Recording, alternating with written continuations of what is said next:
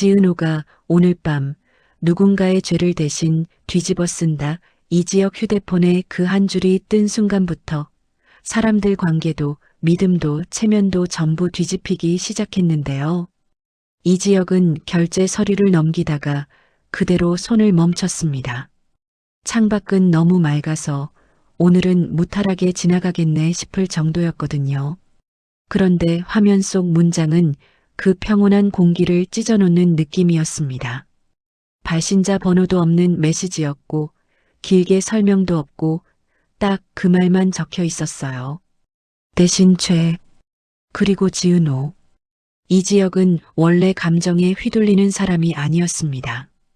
겉으로 보기엔 차갑고 단정한데 사실은 무너지지 않기 위해서 더 단정하게 사는 사람에 가까웠어요. 비혼주의도 그런 선택 중 하나였고요. 누구와도 얽히지 않으면 책임질 일도 없고 상처 줄 일도 줄어드니까요. 그런데도 지은호라는 이름은 늘 이상하게 남아 있었습니다. 대학 후배였고 한 번은 마음을 꺼내 보였고 이지혁은 그걸 받아주지 못했는데요. 거절당한 쪽이 더 오래 남기 마련인데 이상하게도 그날 이후로 이지혁 마음에 남은 건 지은호의 울음이 아니라 지은호가 웃으면서 돌아섰던 뒷모습이었습니다.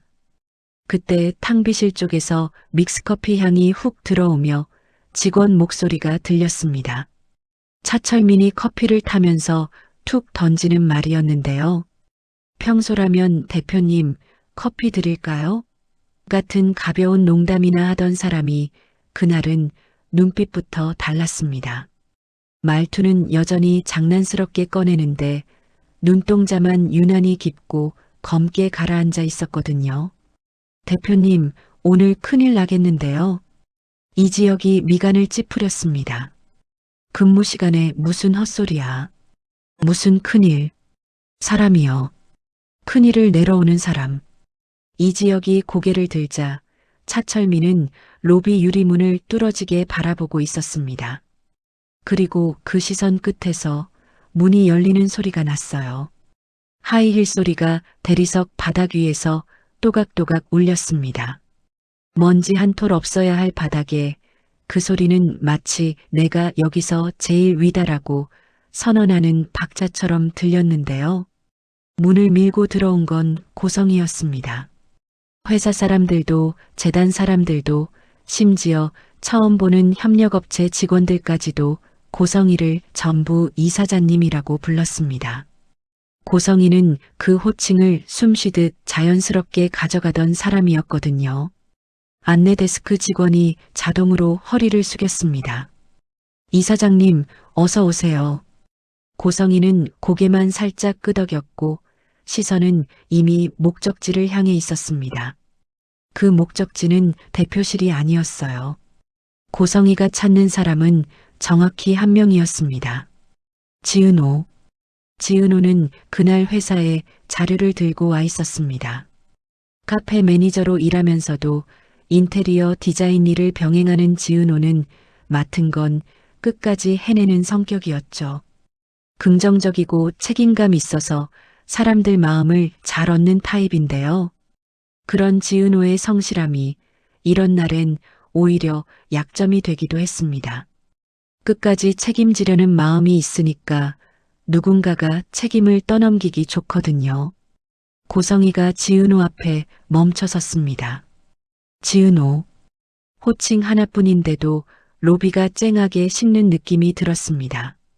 고성이가 일부러 목소리를 낮추지 않았거든요. 사람들이 다 듣게 하려고, 사람들이 다 보게 하려고요. 내가 말했지. 앞으로 성재 주변엔 얼씬도 하지 말라고. 직원들 시선이 한꺼번에 지은호에게 쏠렸습니다. 지은호는 순간 얼굴이 하얘졌는데도 억지로 웃어 보였습니다. 지은호는 늘 그렇게 버텼거든요. 부러질 것 같으면 더 웃는 사람. 이사장님, 저는. 지은호가 말을 잇기도 전에 고성이가 끊었습니다. 너 같은 애들은 꼭 의도는 아니었다 이러더라. 근데 세상은 의도대로 굴러가지 않아. 누가 누구 마음을 건드렸는지가 더 중요해.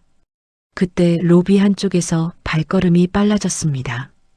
박성재가 들어온 겁니다.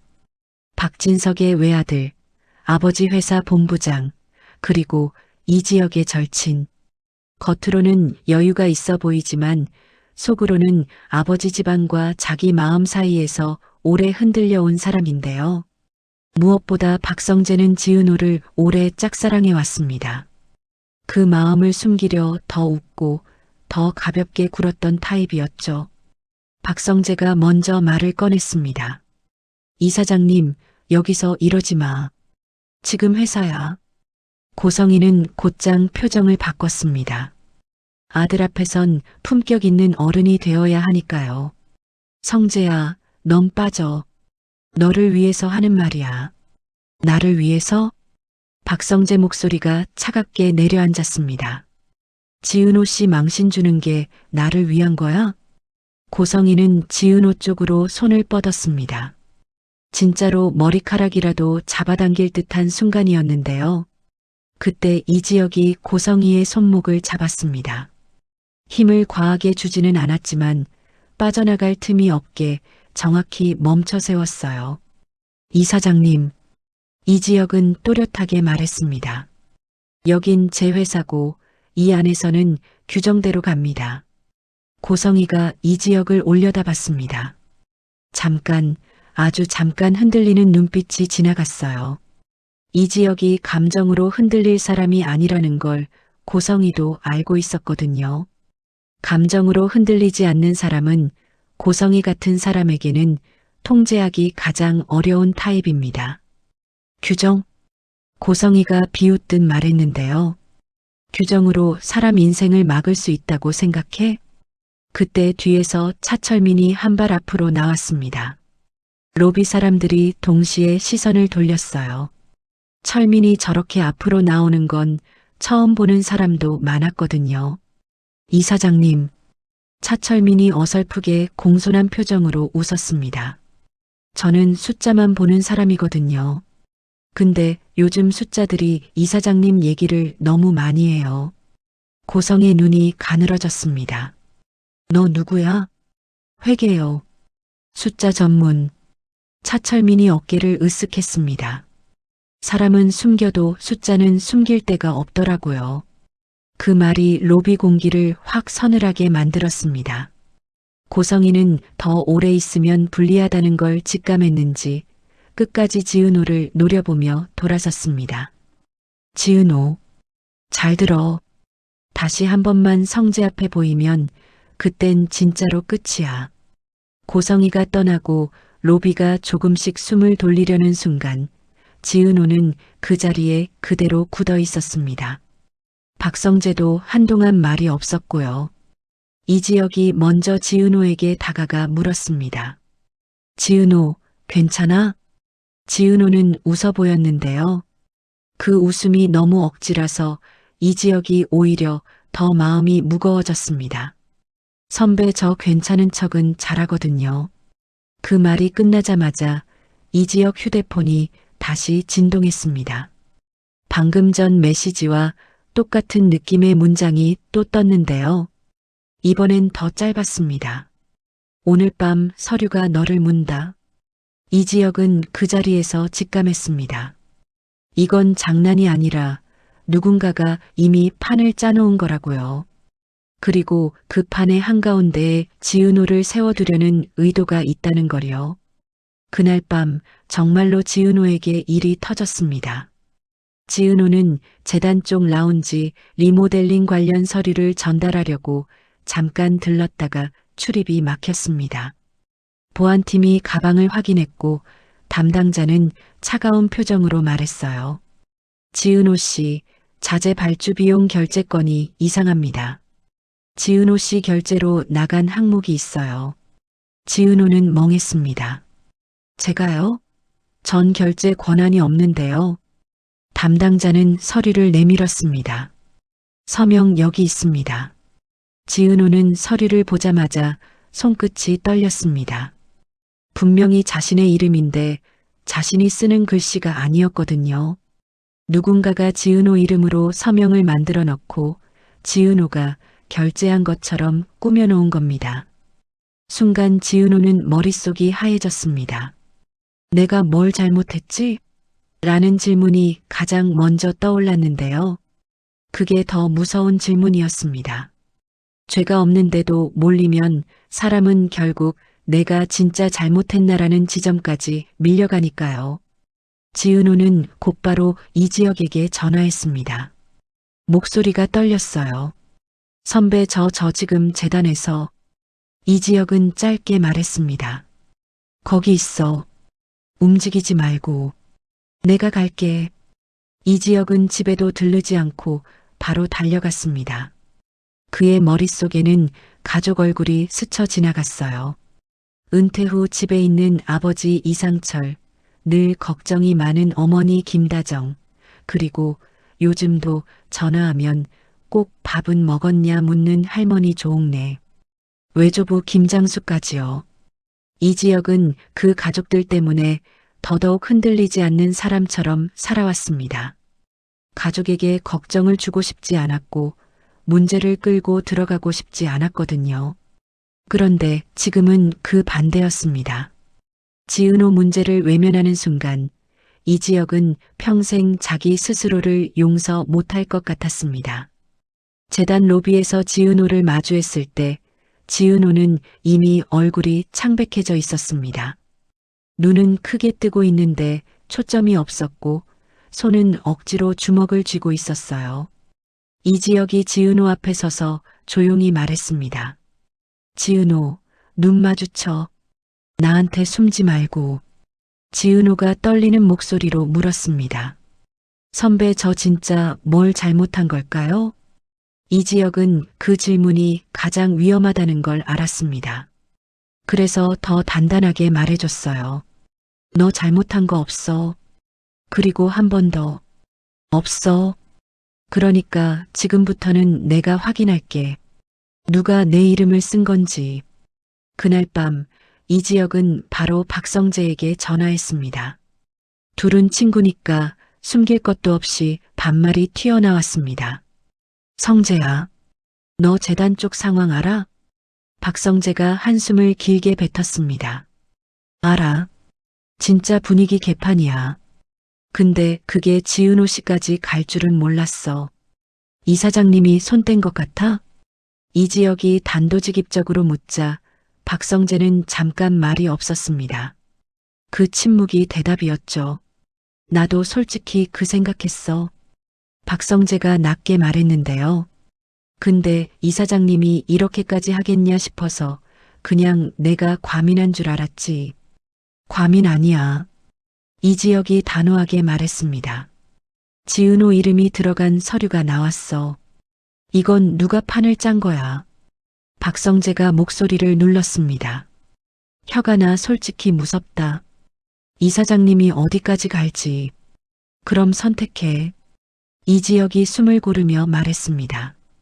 너 나랑 같이 잡을 거야? 아니면 계속 눈 감을 거야? 박성재가 바로 답했습니다. 같이 잡아. 더는 못 봐. 그 말이 끝나자마자 이지혁은 확신했습니다. 이제부터는 증거 싸움이 시작된다는 걸요. 그리고 고성이가 진짜로 무너지는 건 감정이 아니라 숫자와 서류와 사람들의 입에서 시작된다는 거요. 며칠 뒤 고성이가 자신의 무대로 만들려던 자선 파티가 열렸습니다.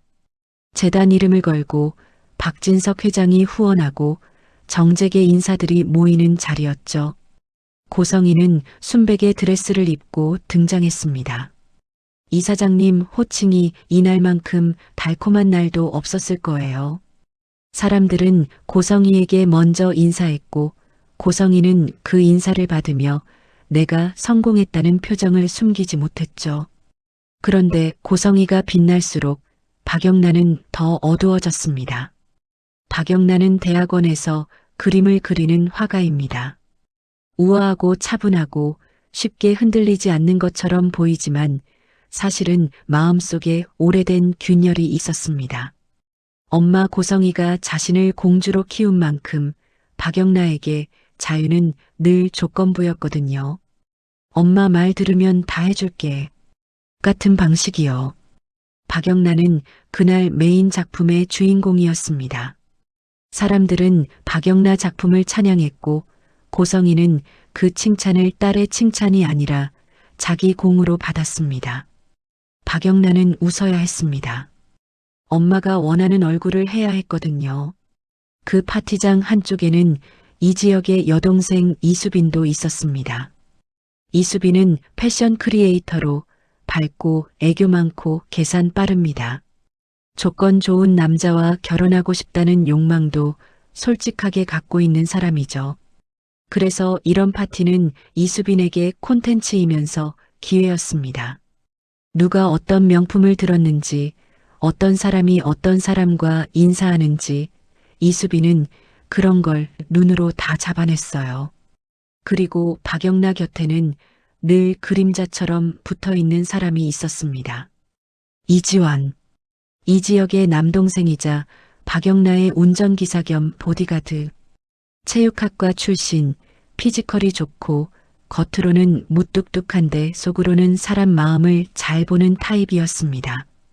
이지환은 3년 연인에게 배신당한 뒤로 의욕이 많이 꺾여 있었고요. 그런데도 박영나를 지키는 일에는 이상하게 진심이었습니다. 박영나가 화려한 사람들 속에서 유독 외로워 보였거든요. 파티가 중반을 넘기면서 고성이는 무대에 올라 건배 제의를 했습니다. 귀한 발걸음 해주신 여러분 감사합니다. 고성이는 우아하게 웃으며 말했는데요. 이 재단은 제 땀과 눈물이 서린 곳이고 보이는 곳뿐 아니라 보이지 않는 곳까지 완벽하게. 그 말이 끝나기도 전에 둔탁한 소리가 났습니다. 금속이 버티지 못하고 긁히는 소리, 균형이 흔들리는 소리. 누군가가 짧게 비명을 질렀고 사람들 시선이 한꺼번에 쏠렸습니다. 설치 구조물 일부가 흔들리더니 무너져 내린 겁니다. 완전 붕괴는 아니었지만 안전이 무너지는 장면을 모두가 봤어요. 그리고 그 순간 파티장은 순식간에 아수라장이 됐습니다. 사람들이 웅성거리며 몰려들었고 누군가는 넘어졌고 누군가는 팔을 긁혔습니다. 이사장님, 이게 뭐예요? 안전검수는 했대요? 질문이 쏟아졌습니다. 고성이 얼굴이 굳었지만 고성이는 본능적으로 미소를 붙들었습니다. 그런 사람이거든요. 무너질 때도 웃는 척해야 내가 끝난 게 아니다라고 믿는 사람. 그런데 그 미소가 오래가지 못했습니다. 왜냐하면 그 무너짐이 우연한 사고가 아니라는 냄새가 너무 진했거든요. 그리고 그 냄새를 가장 먼저 맡은 사람이 차철민이었습니다. 차철민은 파티장에 직접 오진 않았지만 이 지역에게 실시간으로 메시지를 보냈습니다. 대표님, 설치업체 계약서 캡처해 보세요. 단가가 미친 듯이 부풀려져 있어요. 검수 도장 날짜도 이상합니다. 이거 그냥 사고 아니에요. 이 지역은 파티장 뒤편에서 박성재를 만났습니다. 박성재는 얼굴이 하얗게 질려 있었고 눈빛이 흔들리고 있었습니다. 겉으로는 늘 여유 있던 박성재가 이 정도로 흔들리는 건 보기 드문 일이었어요. 이 지역이 낮게 말했습니다. 성재야, 지금부터 내가 정신 잡아야 돼. 박성재가 입술을 깨물며 대답했습니다. 나도 알아. 근데 이사장님이 아니, 우리 집이 이렇게 망가지는 걸 내가 보고만 있었다는 게. 이 지역은 더 세게 말했습니다. 후회는 나중에 해. 지금은 지은호부터 살려야 해. 박성재가 고개를 들었습니다. 지은호 씨? 검수 서류에 지은호 이름이 들어갔어. 이 지역이 짧게 던졌는데요. 이 구조물 무너진 책임을 지은호한테 씌우려고 하는 거야. 박성재의 눈이 순간 변했습니다.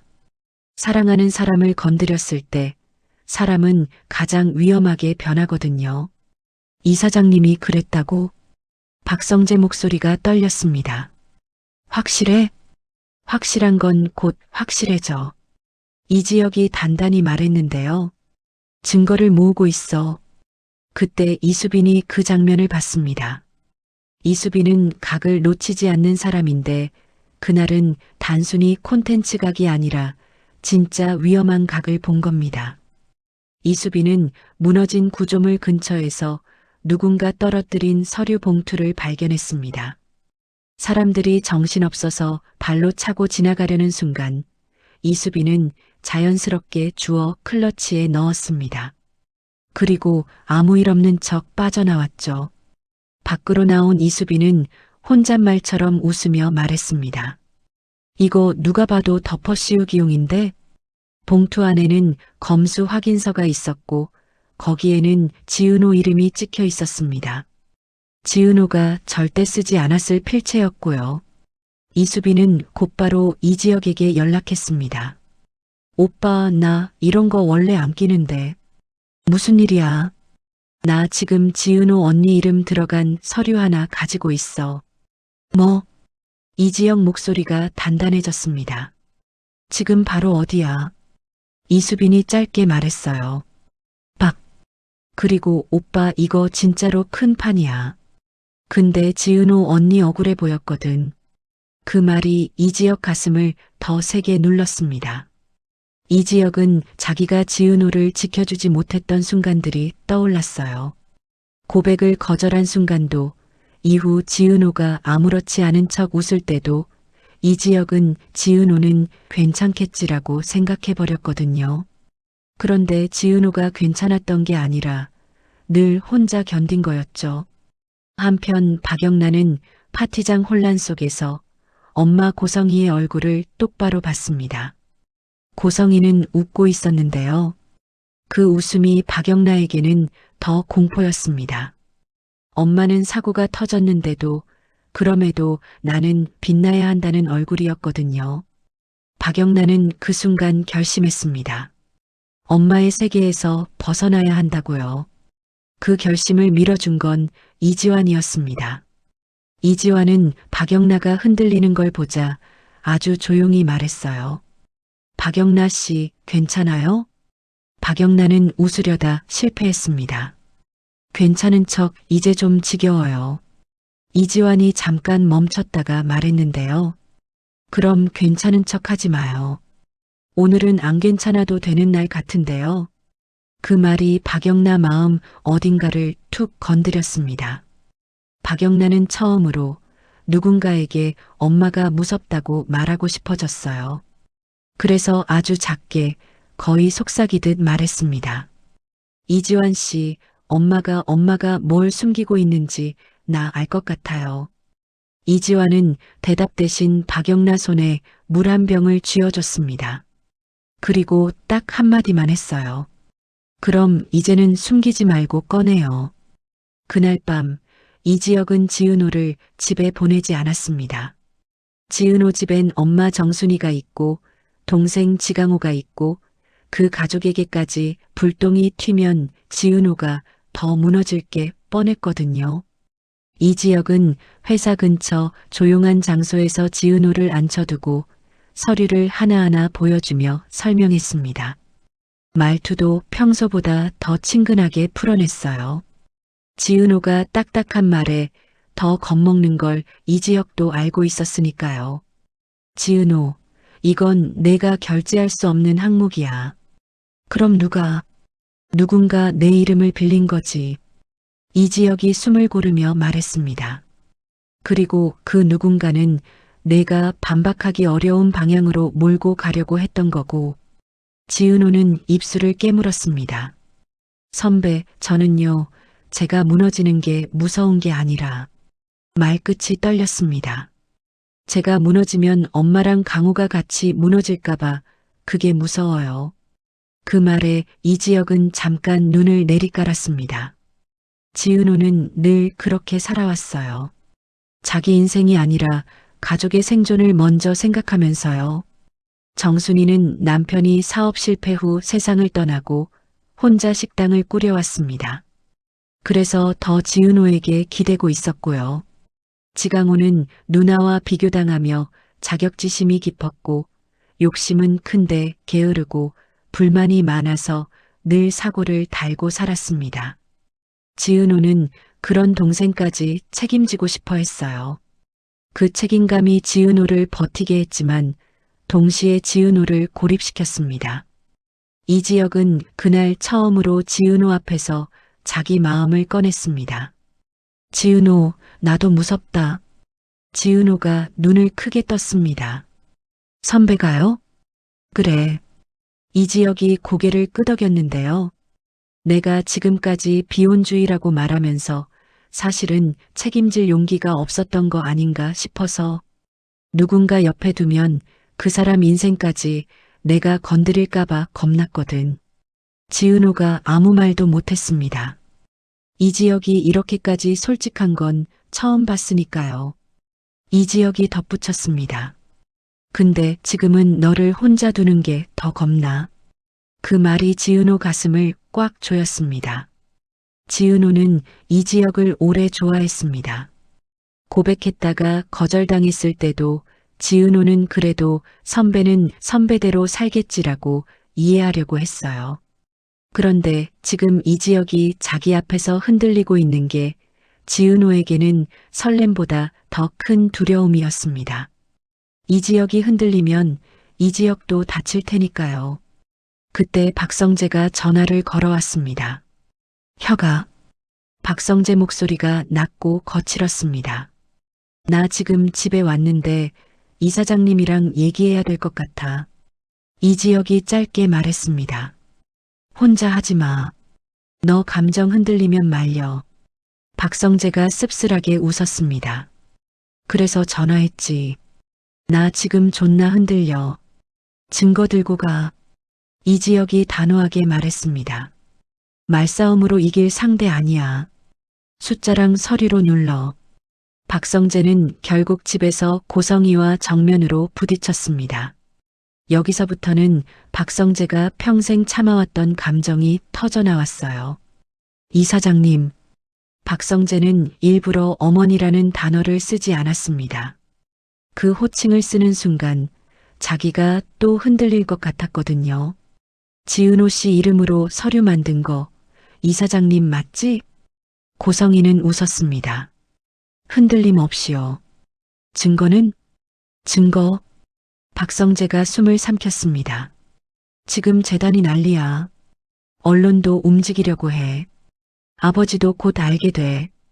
고성이가 차갑게 말했습니다. 그래서 내가 뭘 할 수 있는데? 멈추라고. 박성재가 말했습니다. 사람 하나 인생 망치지 말라고. 고성이가 되묻습니다. 그 애가 뭘 했는데? 박성재가 더 이상 참지 않았습니다. 내 마음 흔든 게 죄면 그 죄는 나한테 있겠지. 근데 왜 그걸 지은호 씨가 벌 받아야 돼? 고성의 눈빛이 바뀌었습니다. 너 미쳤니? 미친 건 이사장님이야. 박성재가 차갑게 말했는데요. 사람을 통제하려고 사람 인생을 도구로 쓰는 거, 그게 정상이야? 고성이는 손을 들었습니다. 뺨을 때리려는 손이었죠. 그런데 그 손은 내려오지 못했습니다. 문 앞에 박진석이 서 있었거든요. 박진석은 호탕하고 거친 CEO입니다. 체면을 중요하게 여기고 결정도 빠르고 말도 직설적이죠. 전 부인의 불륜으로 이혼한 뒤에 고성희와 재혼했습니다. 그 재혼은 사랑만으로 이뤄진 게 아니었습니다. 체면과 욕망, 서로의 필요가 맞아떨어진 결합이었죠. 박진석도 고성희가 깨끗한 사람이라고 믿진 않았습니다. 다만 박진석은 어느 정도는 눈 감아줬어요. 집안이 굴러가고 사업이 굴러가고 체면이 유지되는 선에서는요. 그런데 이번 사건은 그 선을 넘었습니다. 재단이 흔들리면 박진석의 이름도 흔들립니다. 체면으로 덮을 수 없는 수준이 됐죠. 박진석이 낮게 말했습니다. 고성희, 너 선 넘었어. 고성희가 곧바로 약한 척하려 했습니다. 여보, 나 다 당신을 위해. 박진석은 단호했습니다. 나 위해서? 박진석이 비웃듯 말했는데요. 내 욕심 위해서겠지. 그리고 박진석은 결론을 냈습니다. 내일 아침 집에서 나가. 변호사 통해서 정리하자. 그 순간 고성이가 진짜로 흔들린 건 박진성 말 때문만이 아니었습니다. 바로 옆에서 딸 박영나가 조용히 입을 열었거든요. 엄마. 박영나 목소리가 떨렸습니다. 나 서류 봤어. 고성의 눈이 커졌습니다. 영나야, 너. 나 더 이상 모른 척 못해. 박영나가 울먹이며 말했는데요. 엄마가 나를 사랑한다고 말할 때마다 나는 숨이 막혔어. 엄마 사랑이 나를 지켜준 게 아니라 나를 가둔 거였어. 그 말이 고성의 가슴을 찢어놨습니다. 고성이에게 박영나는 명분이었거든요. 내가 이렇게까지 하는 건 딸을 위해서라고 말하면 모든 욕망이 정당화되는 것처럼 느끼는 사람. 그런데 그 딸이 등을 돌렸습니다. 이후부터 사건은 더 빠르게 굴러갔습니다. 이지혁은 차철민과 함께 회계 흐름을 파고들었고 차철민은 실제로 숫자만 봤습니다. 숫자는 거짓말을 못하니까요. 하청업체가 몇 겹으로 꼬여 있었고 단가가 비정상적으로 부풀려졌고 돈이 돌아서 일부가 현금화된 흔적까지 있었습니다. 차철민이 밤늦게까지 자료를 정리하다가 말했습니다. 대표님, 이건 단순 횡령이 아니에요. 이지혁이 묻습니다. 그럼 뭐야? 조직이에요. 차철민이 아주 조용히 말했는데요. 이사장님 혼자 할 수 있는 구조가 아니에요. 재단 안에도 손이 있고 밖에도 손이 있어요. 이지혁이 눈을 가늘게 뜨자 차철민이 덧붙였습니다. 그리고 그 손 중 하나 대표님 회사랑도 닿아 있어요. 그 말이 이지혁 등을 서늘하게 훑쳤습니다. 고성이를 무너뜨린 것만으로 끝내면 안 된다는 뜻이었거든요. 내부에 구멍이 있으면 언제든 다시 같은 일이 반복됩니다. 동시에 지은호 쪽에서도 균열이 터졌습니다. 바로 지강호 때문이었어요. 지강호는 누나 지은호와 늘 비교당하며 자격지심이 깊었습니다. 욕심은 많은데 노력은 하기 싫고 그래서 누군가가 이거 하면 돈 준다 하면 쉽게 흔들렸습니다. 지은호가 바쁜 사이 지강호는 심부름이라는 이름으로 재단 쪽 누군가에게서 돈을 받고 USB를 옮긴 적이 있었거든요. 지강호는 그게 범죄인지 정확히 몰랐고 사실 알고 싶지도 않았습니다. 돈만 되면 됐으니까요. 이지혁이 지강호를 불러냈습니다. 지강호는 처음엔 뻗대려 했지만 이지혁 눈빛을 보자 입술이 떨렸습니다. 이지혁은 사람을 소리로 누르는 타입이 아니라 조용히 현실로 눌러버리는 타입이거든요. 지강호. 이지혁이 낮게 말했습니다. 누나 진짜 생각하면 지금 말해야 돼. 지강호가 버티며 말했어요. 저도 몰랐어요. 그냥 왔다 갔다만 하라고 해서. 누가? 이지혁이 단호하게 묻습니다. 이름 말해. 지강호는 결국 꺼냈습니다. 재단 사무국 쪽에서 상무로 불리는 사람이었고 고성의 라인에 붙어 있는 사람이었죠. 지강호는 그 사람에게서 받은 현금 봉투를 떠올리며 고개를 숙였습니다. 누나가 나 때문에. 지강호 목소리가 떨렸습니다.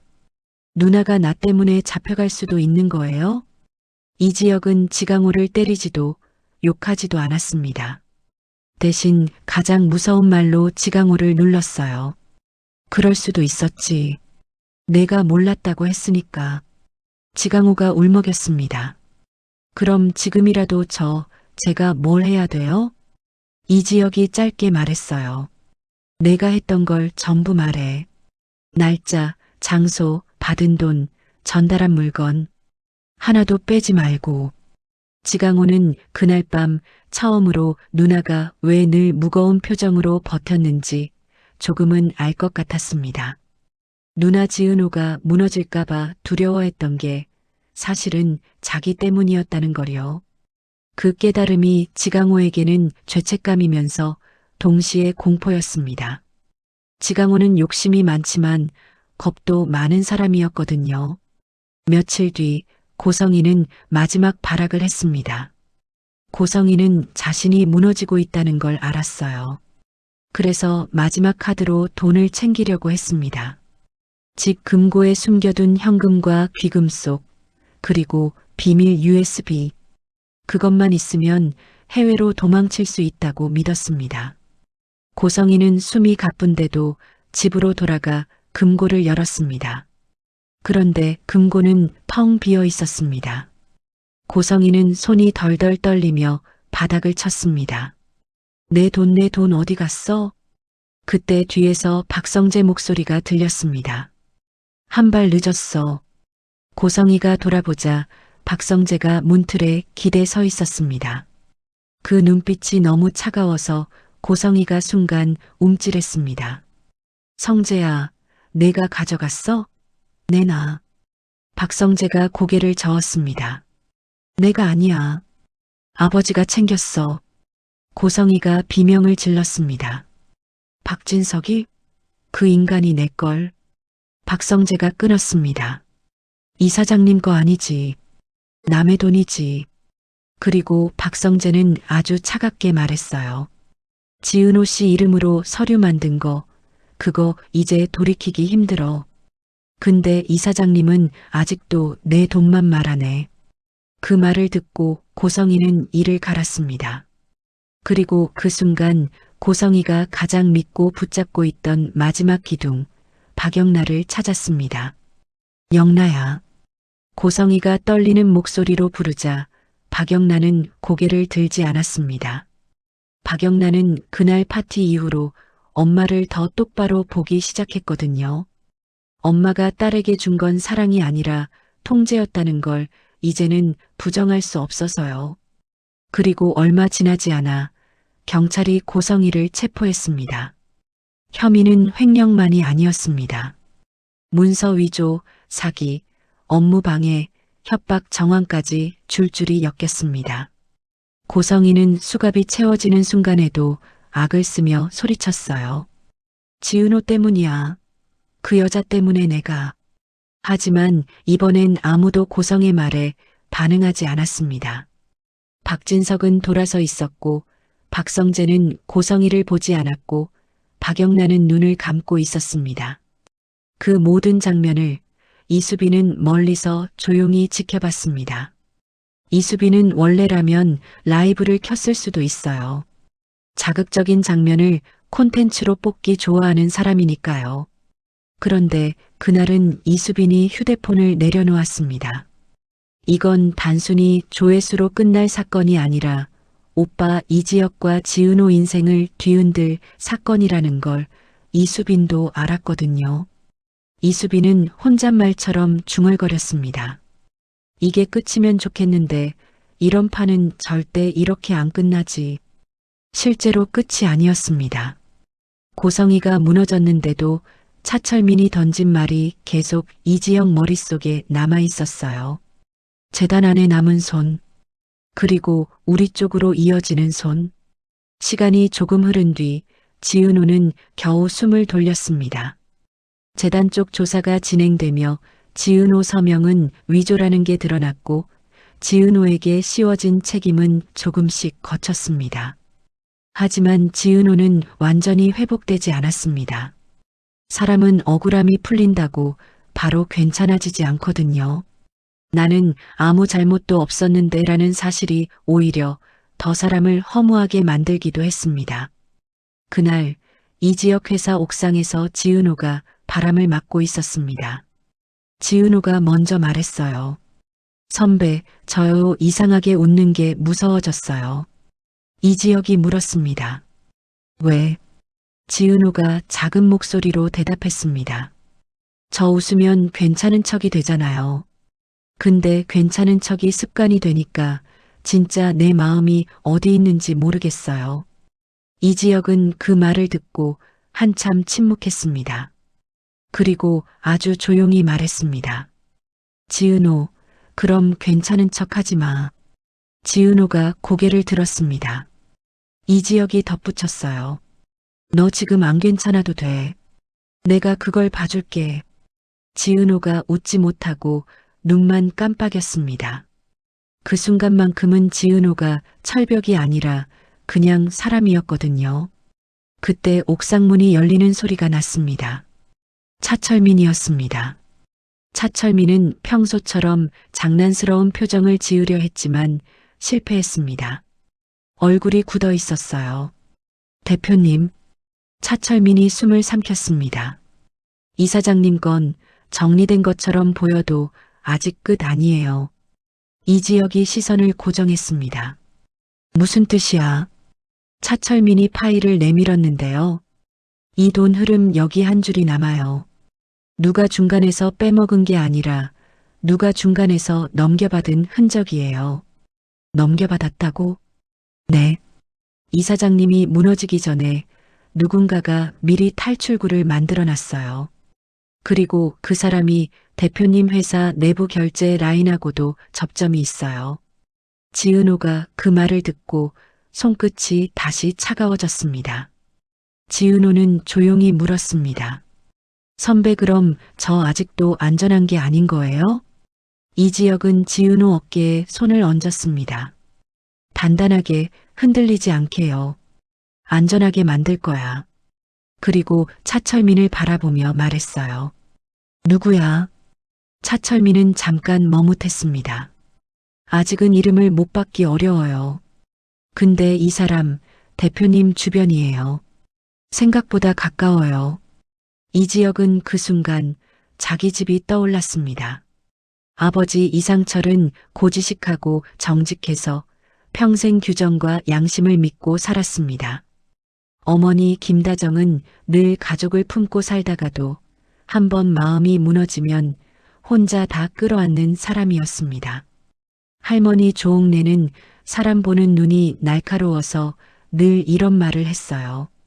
겉이 번쩍이면 속도 번쩍일 것 같지? 천만에. 속이 썩으면 결국 냄새가 나. 외조부 김장수는 또 이렇게 말하곤 했죠. 냄새는 오래 못 숨겨. 언젠가 들키는 게 세상 이치야. 이지혁은 결심했습니다. 고성이를 무너뜨린 걸로 끝내지 않겠다고요. 고성이가 남겨놓고 간 손, 그 손이 누구인지 끝까지 확인하겠다고요. 그래야 지은호도, 박성재도, 박영나도, 자기 가족도 안전해질 테니까요. 이지혁은 짧게 말했습니다. 좋아. 끝까지 가자. 그리고 지은호에게 다시 말했는데요. 지은호, 이번엔 혼자 버티지 말자. 같이 끝내자. 지은호는 그 말에 고개를 끄덕였습니다. 그런데 그 끄덕임 속에는 설렘만 있는 게 아니었습니다. 두려움도 있었어요. 지은호는 알고 있었습니다. 이 싸움이 길어질수록 이지혁도 다칠 수 있다는 거요. 그때 아래에서 전화가 울렸습니다. 박성재였습니다. 박성재 목소리는 전보다 더 낮았고 더 단단했습니다. 혁아, 나 이제 확실히 알겠어. 박성재가 숨을 고르며 말했는데요. 이사장님이 무너진 건 끝이 아니야. 우리 집안 아직 썩은 데가 남아있어. 이지혁은 대답했습니다. 나도 알아. 박성재가 짧게 웃었습니다. 웃는데 웃음이 아니었어요. 그럼 같이 파자. 그리고 박성재는 마지막으로 덧붙였습니다. 지은호 씨 이번엔 내가 지킬게. 나도 더는 도망 못 치겠어. 이지혁은 전화를 끊고 지은호를 바라봤습니다. 지은호는 그 말을 듣고 마음이 복잡해진 표정이었습니다. 지은호는 박성재 마음을 몰랐던 게 아닙니다. 지은호는 사람 마음을 잘 읽어요. 다만 지은호는 늘 읽어도 모른 척하는 쪽을 선택했습니다. 누군가의 마음을 받아주면 그 마음까지 책임져야 할 것 같아서요. 지은호는 이미 가족 때문에 책임을 너무 많이 짊어지고 있었으니까요. 그런데 이제는 모른 척만으로는 끝낼 수 없는 시간이 왔습니다. 고성이는 무너졌지만 고성이가 뿌린 공포와 비리는 아직 남아 있었고 그 잔재가 사람들을 다시 흔들 준비를 하고 있었거든요. 차철민이 마지막으로 중얼거렸습니다. 평소처럼 장난 같은 말투였는데 이상하게 소름이 끼쳤어요. 대표님, 이 판, 이제부터가 진짜예요. 앞에선 다 끝난 척해도 뒤에선 아직 시작이거든요. 이지혁이 물었습니다. 너 왜 그렇게 확신해? 차철민이 잠깐 웃었습니다. 저요? 저는 냄새를 잘 맡거든요. 그리고 덧붙였는데요. 썩은 냄새는요, 숨긴다고 없어지지 않아요. 지은호는 그 말을 듣고 숨을 삼켰습니다. 이지혁은 지은호 손을 조용히 잡았습니다. 차가웠던 지은호 손끝이 그제야 조금씩 따뜻해지는 것 같았어요. 하지만 그 따뜻함이 오래 갈지 아니면 다시 차가워질지 아직 아무도 확신할 수 없었습니다. 왜냐하면 남은 손이 아직 모습을 드러내지 않았으니까요. 그리고 바로 그 남은 손이 다음 이야기를 열어젖힐 준비를 하고 있었습니다.